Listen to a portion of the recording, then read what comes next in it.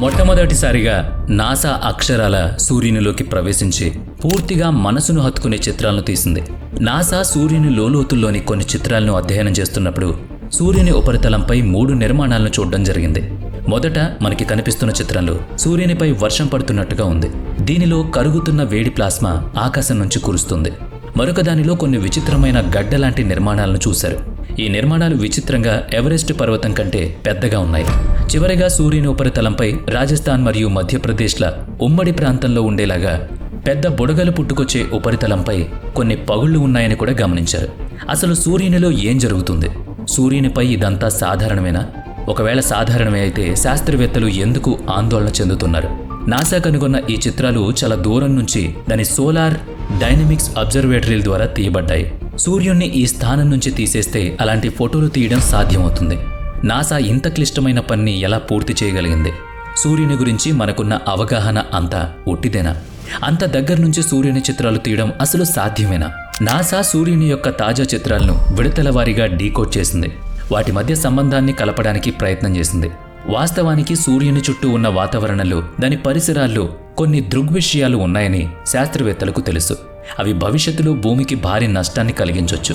ఎందుకంటే ఈ ఫినామినా వల్ల కలిగే సౌర మంటల కారణంగా 2022లో ఎలాన్ మస్క్ది మాత్రమే కాదు, 49 స్టార్ లింక్ ఉపగ్రహాలు దాని నియంత్రణలోకి వచ్చి భూమి మీద పడిపోయాయి.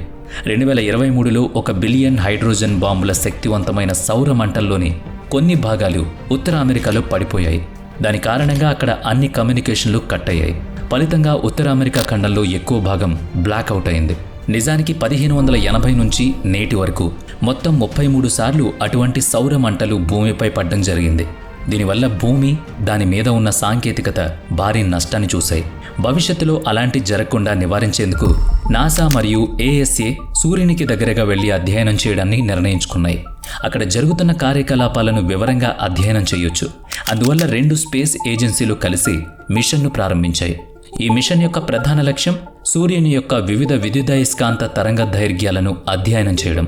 భూమి ఉపరితలం మీద పొరలున్నట్టుగా సూర్యుని ఉపరితలం మీద కూడా కొన్ని పొరలుండడం గమనించారు. బయటి పొరను కరోనా అంటారు. మధ్యలో క్రోమోస్పియర్ మరియు లోపల ఫోటోస్పియర్ పొర ఉంటుంది. అన్ని పొరలు ఉష్ణోగ్రతల్లో చాలా తేడా ఉంటాయి. మనకు తెలిసినట్లుగా వివిధ ఉష్ణోగ్రతలు కాంతి యొక్క వివిధ తరంగ దైర్ఘ్యాలను విడుదల చేస్తాయి. కాబట్టి సూర్యుణ్ణి అధ్యయనం చేయడానికి బహుళ తరంగ దైర్ఘ్యాల సహాయం తీసుకున్నారు. ఈ అధ్యయనంలో వారి మొదటి లక్ష్యం సూర్యుని బయటి పొర కరోనాను అధ్యయనం చేయడం. కరోనా ఉష్ణోగ్రత ప్రకారం శాస్త్రవేత్తలు యువి కాంతి యొక్క ఈ తరంగ దైర్ఘ్యం వద్ద దాని చిత్రాలను తీయడం ప్రారంభించారు. ఈ తరంగ దైర్ఘ్యం వద్ద వేడి, మరిగే లావా వర్షం రూపంలో సూర్యునిపై కురుస్తున్నట్టు చూసి ఆశ్చర్యపోయారు. అసలు ఇదేంటి? ఏం జరిగింది? దీనికోసం క్షుణ్ణంగా దర్యాప్తు చేసినప్పుడు కరోనాలో జరుగుతున్న పెద్ద ప్రక్రియలో ఇది చిన్న భాగమని తేలింది. నిజానికి ఏం జరుగుతుందంటే సూర్యునిపై ఉండే ప్లాస్మా అంటే చార్జ్డ్ రేణువుల సూప్ దాని బలమైన అయస్కాంత క్షేత్రంతో సంబంధంలోకి వచ్చినప్పుడు ఈ అయస్కాంత క్షేత్రం ఆ ప్లాస్మాను బయటకు విసిరేస్తుంది. ఎందుకంటే కదిలే చార్జ్డ్ కణాలు అయస్కాంత క్షేత్రంతో సంబంధంలోకి వచ్చిన వెంటనే అయస్కాంత క్షేత్రం దానిపై శక్తిని ప్రయోగిస్తుంది, దాన్ని విసిరేస్తుంది. సూర్యునిపై ఉన్న ప్లాస్మా విషయంలో కూడా అదే జరిగింది. ఇది సౌర మంటల రూపంలో బయటకు వస్తుంది. ఈ మంటలు చాలా శక్తివంతంగా ఉంటాయి. కేవలం కొన్ని గంటల్లో భూమి నుంచి సూర్యుడికి సుమారుగా 100 సార్లు ప్రయాణాలు చేయొచ్చు. భూమి యొక్క నీటి చక్రంలా ఈ వేడి మంటలు కరోనా యొక్క బయటి పొరకు చేరుకున్నప్పుడు చల్లబడతాయి. మళ్లీ అవి లావా వర్షం రూపంలో సూర్యుని ఉపరితలంపై పడతాయి. శాస్త్రవేత్తలకు ఈ ఫినామినా అర్థమైంది. కరోనా భాగంలో శాస్త్రవేత్తలు చూసిన దానికి కరోనా వర్షం అని పేరు పెట్టారు. క్లుప్తంగా చెప్పాలంటే సూర్యుని మొదటి పొర యొక్క చిత్రాలు శాస్త్రవేత్తలకు సౌర మంటలను చూపించింది. దాని కారణంగా సూర్యునిపై కరోనల్ వర్షం కురిసిందని తెలుసుకున్నారు. కరోనా రహస్యాన్ని అర్థం చేసుకున్న తర్వాత సూర్యుడికి దగ్గరగా వెళ్లారు. దాని మధ్య పొర క్రోమోస్పియర్ను అధ్యయనం చేయడం మొదలుపెట్టారు. క్రోమోస్పియర్లో ఉష్ణోగ్రత కరోనా కంటే తక్కువగా ఉన్నందున అధ్యయనం చేయడానికి ఈ తరంగ దైర్ఘ్యం యొక్క యూవి కాంతి ఉపయోగపడింది.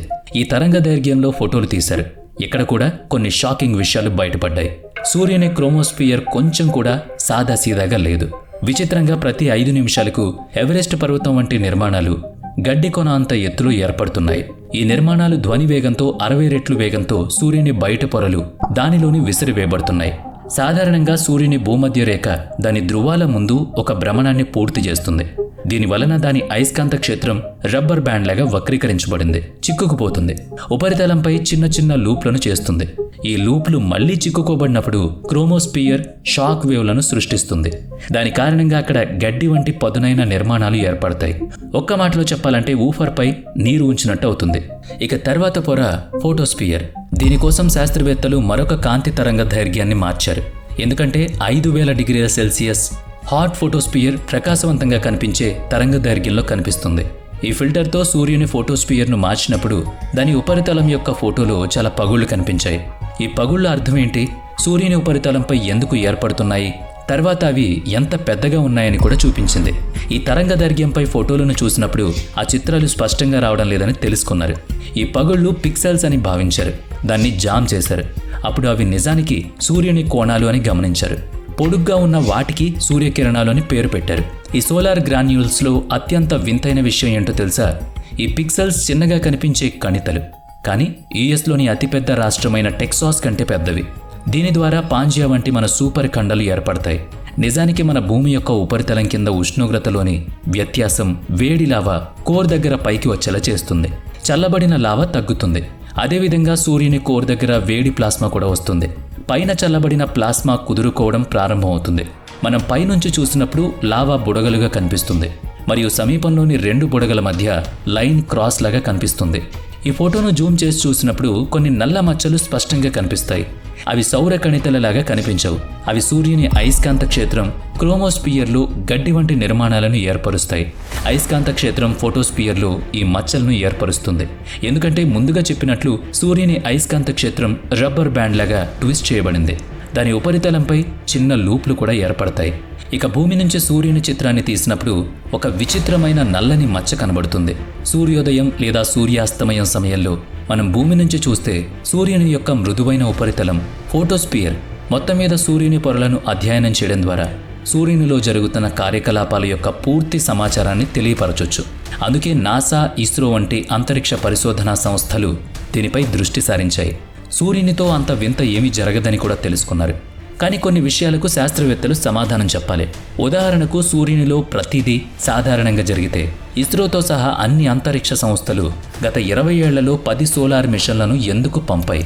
పైగా ఇది మనం నీటిని కనుగొనాల్సిన గ్రహం లాంటిది కాదు, లేదా మనం ఒక కాలనీని నిర్మించాల్సిన అవసరం కూడా లేదు. మరి మనం పదే పదే పరిశోధన ఎందుకు చేయాలి? ఈ ఆసక్తికత వెనుక సామాన్యులకు తెలియని కారణం ఉందా? సూర్యుడి నుంచి వచ్చే సౌర మంటల సంఖ్య ఇటీవల పెరుగుతోంది. నాసా వాటిని అధ్యయనం చేయడానికి ఎస్డిఓ కంటే ముందు కొన్ని ఉపగ్రహాలను పంపింది. ఉదాహరణకు 1995లో ప్రారంభించబడిన solar and heliosphere observatory SOHO solar terrestrial relations observatory STEREO 2006లో పంపించబడింది. సోహో అంతరిక్ష నౌక సూర్యుని ఉపరితలం వద్ద ప్రకంపనలను రికార్డ్ చేసింది. దాని నుంచి సూర్యుని ధ్వనిని కూడా రికార్డ్ చేసింది. అయితే అటువంటి అంతరిక్ష నౌకల్లో కొన్ని సమస్యలున్నాయి. నెమ్మదిగా వేగంతో డేటాను బదిలీ చేయడం వల్ల వాటి సగటు చిత్ర నాణ్యత కూడా చాలా తక్కువగా ఉంటుంది. సోహో భూమికి చిత్రాన్ని పంపడానికి 12 నిమిషాలు పడుతుంది. స్టీరియో కోసం 1.5 నిమిషాలు పడుతుంది. SDOకి కేవలం 0.75 సెకండ్లు మాత్రమే తీసుకుంటుంది. అది కూడా ఈ రెండింటికంటే 10 రెట్లు మెరుగైన చిత్ర నాణ్యతతో. అందుకే నాసా, SDO వంటి మిషన్లతో పోల్చితే అది మెరుగైన చిత్ర నాణ్యతతో 50 రెట్లు ఎక్కువ చిత్రాలను పంపుతుంది. సూర్యుని గురించి పూర్తి అవగాహన కోసం ఈ మిషన్లన్నిటి డేటాను అధ్యయనం చేయడం అవసరం.